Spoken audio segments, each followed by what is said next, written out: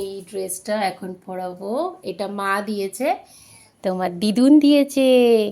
এই ড্রেসটা তোমাকে এখন পরাবো, আর বড়জনকে পরাবো এই ইয়েলো কালার। দুজনেরই ইয়েলো হয়ে গেছে, সেম সেম। আজকে আমার দুজন লাড্ডু গোপালকে শুভ নববর্ষ জানাই।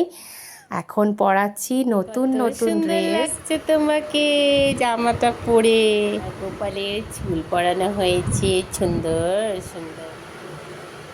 ও ওয়াও, কি সুন্দর লাগছে।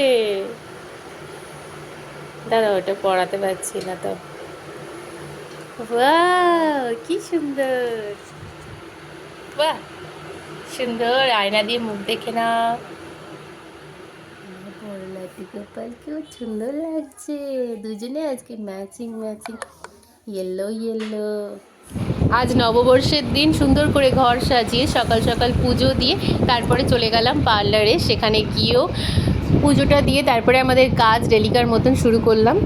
আমার শ্বশুরমশাই ছেলেদের জন্য একটা ফুটবল এনেছে। প্রত্যেক বছর মাঠে বারের পুজো হয়, তো সেখানে পুজো দেওয়ার জন্য দুজনকে নিয়ে চলে গেলাম।